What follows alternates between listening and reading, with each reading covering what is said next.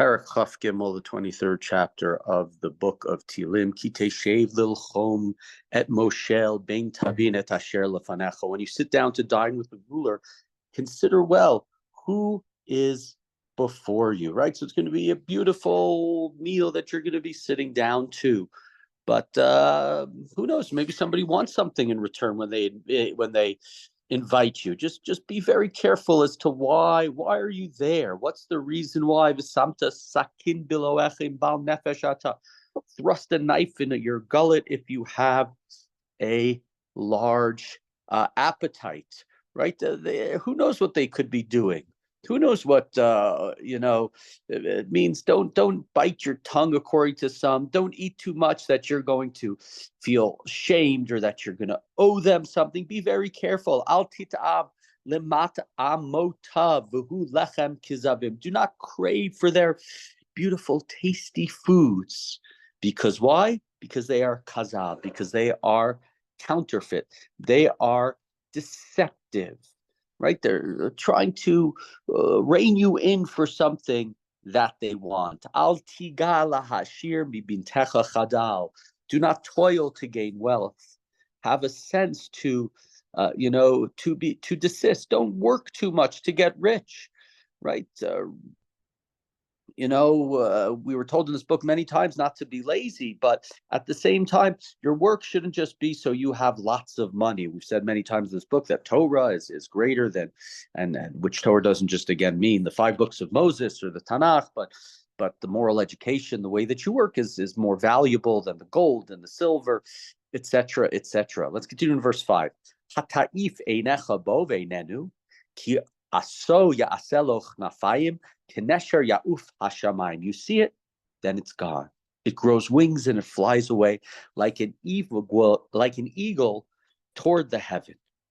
Right? So this is about the eagle swifts and quickly flies away, and your wealth will fly away as well. That shouldn't be the be-all and end-all in life. Al tilcham et lechem ra'ayin v'al tit'av lemata motav. Don't eat of a stingy man's food. Don't crave for his delights. Right? It's a scary place to be. Somebody who's so stingy and and is so careful about every penny. If you're taking from him, who knows what's he's going to take advantage of in that case as well. He's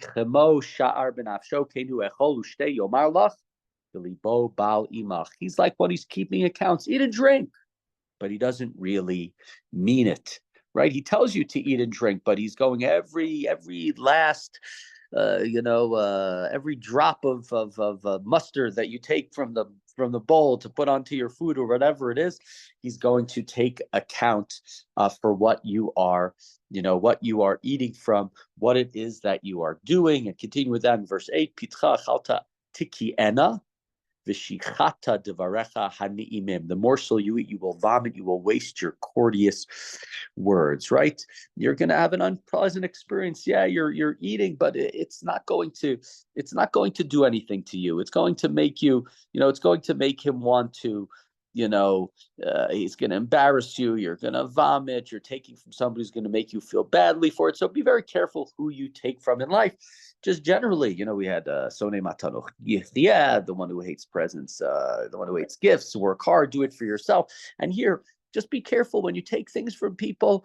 Very often, there's something that they want from you. Continuing pasuk tet boznech siel al tidaber ki avuz l'seichel milecha. Don't speak to a dull, to a fool, for he will disdain your sensible words. Right? So we've heard this before about the fool, the one, the scoffers, and they don't like to listen to words of others. So just be careful what you say to them. They will be very good at twisting your words and making them, sound not good or all sorts of other things.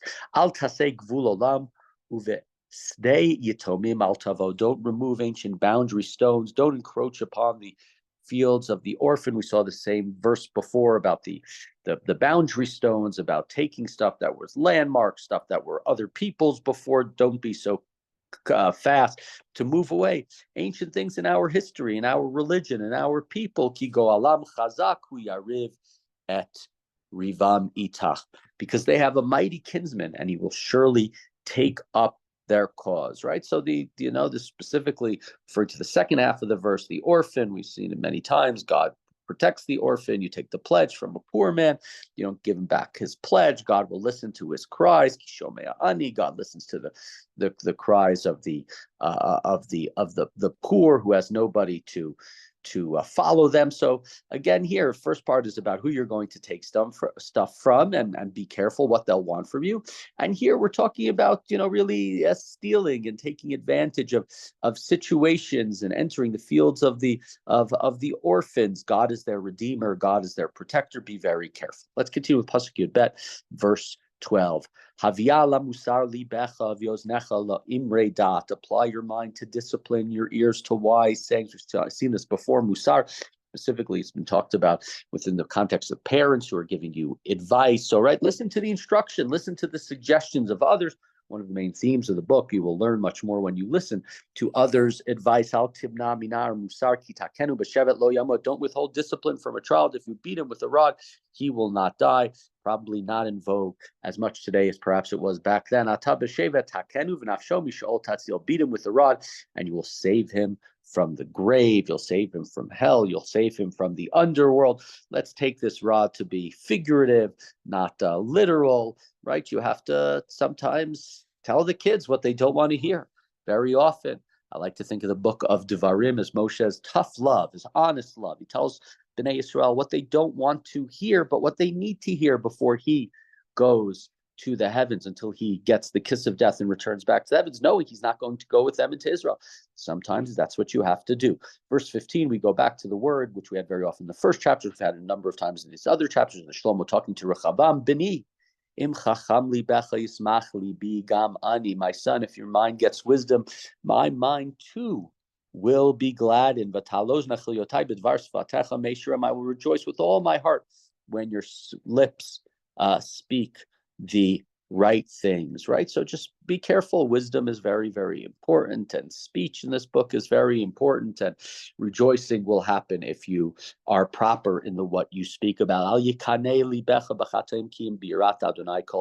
envy the sinners in your heart, but only God-fearing men at all times. We've said many times in this book that it seems the wicked are going to be punished and the righteous are things are going to be okay. If you have chokhmah, if you have Torah, then you'll have chayim, you'll have life, you'll have 7 different things we spoke about earlier. But it doesn't always happen that way so easily. Sometimes you see the sinners and yet they are successful. So just don't envy them. Envy the God-fearing men. Got to play the long game. We're told in Pasuk Yud verse 18, for then you will have a future and your hope will never fail, right? So eventually it's going to happen. The men who are acting the right way, they won't be cut off. They will remain with God. They will remain in the long run. And so that's who you should, even if it seems that things are not so simple for them, that's who you should envy. That's who you should be jealous of. That's who you should want to be with. Shma ata v'ni v'chacham. So listen, my son, and gain wisdom. Lead your mind in the proper path. Don't be those who guzzle wine or glut themselves on meat. We think of the Naval Birshut HaTorah, in the words of the Ramban, Nachmanides, and Parshat Kedoshim. Opening comments there on Kedoshim to you. Have you done anything wrong by drinking a lot, by eating a lot, by guzzling a lot of wine? No, technically you haven't done anything wrong. Naval Birshut HaTorah, somebody who follows the laws of the Torah, the dictates of the Torah, but look at what they're standing for. That's not the way to act. That's not the way to live. V'zolel yivaresh, ukraim talbish numa. For guzzlers and gluttons will be impoverished, and drowsing will clothe you in tatters. Your clothing will become torn. That's what's going to happen if you're too self-indulgent. It's going to lead to poverty. You're going to be always drunk. How are you going to make a living? How are you going to work hard? Shma la'avicha zeh, pasuk chaf bet, yiladecha v'yal tavuz ki zikna imecha. Listen to your father who bore you. Do not disdain your mother even when she is old, just like we saw earlier times. Shema b'ni musar avicha v'al titosh torati mecha. So much about this, the advice of the parents, the advice of the wise. And again, I know I've said this, but we think of Rechavam and how at the early moments in his career as a king, and the people were upset at him, and he follows the advice of the young and not the old. Maybe if he had listened to these words of his father and listen to the old, listen to your parents. Your father and mother may not be alive anymore, but their representatives are, the people who were in their circle, their advisors are.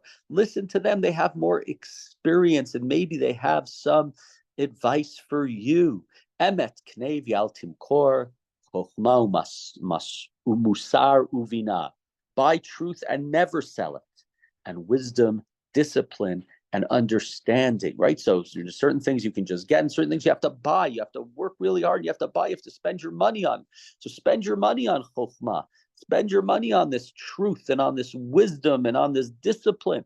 Don't just put the people around you who will say yes to you. You have to have people who are going to disagree with you. You're going to have find people, even though you're a great person and you're the king, who are going to advise you in the right way. The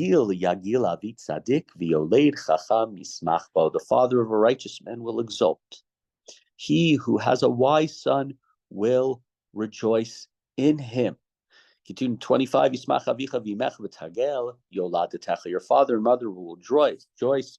She who bore you will be the one who exalts. So in the first verse, the one who exalts was the father, and in the second verse, the one who exalts is the mother, not the father.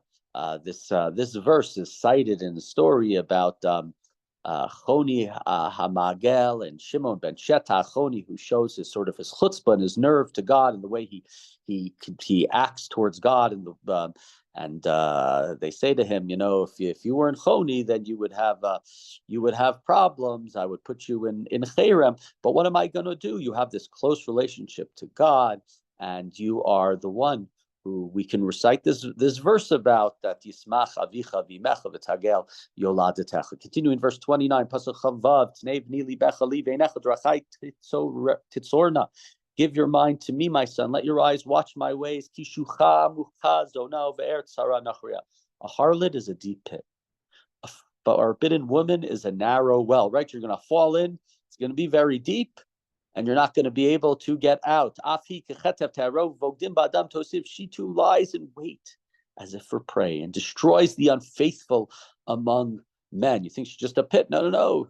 She's waiting there for you. You're going to fall in, and you're never going to get out. You're going to be trapped in there. Lemi oy, lemi avoy, lemi midyanim, lemi siach, lemi fitzaim chinam, lemi chachalite naim. Who cries woe? Who has quarrels? Who has complaints? Who has wounds without cause? Who has bleary eyes? Who are all these people? Those who whine keeps them till late hours. Those who gather to drain the cups. Right? You're going to have problems. You're going to have sorrows. You're going to have complaints. Why? Because you're going to be drunk. It's second time in this chapter we have the worries of alcohol. Al Tehran, verse 31. Yayin ki adam ki tain bakose. No, yitalech b'meishurim. Don't ogle the red wine as it lends its color to the cup. Ooh, look how nice that looked. As it flows on smoothly. Why? In verse 32, acharito kenachash yishach. In the end, it bites like a snake. It spits like a basilisk. Your eyes will see strange sights. Your heart will speak distorted things. This is the effect it's going to have. And it continues. You'll be like one lying in a bed on high seas, like one lying on top of the rigging, right? You're going to be shaking. You're not going to know what's going on. Ikuni bal chaliti. Halamuni bal yadati mataya kitso sif avakshena od. They struck me, but I felt no hurt. They beat me, but I was unaware. As often I wake, I go after it again. Right? You're not going to know what's going on. You're going to be drunk. It's going to be shaking. You're not going to know what's going to happen. The wine, the alcoholism, it's going to destroy you. You're not going to know, and all you're going to think is, "I'd like another drink." Time for another one. And of course, the vicious cycle of alcohol. You drink. You don't know what's going on. You're drunk, you can't get a job because you're drunk. And then what do you do again? I don't have a job. I drink further. The vicious cycle of alcohol, I can say that I saw it very many times back a long time ago when I lived in Belarus.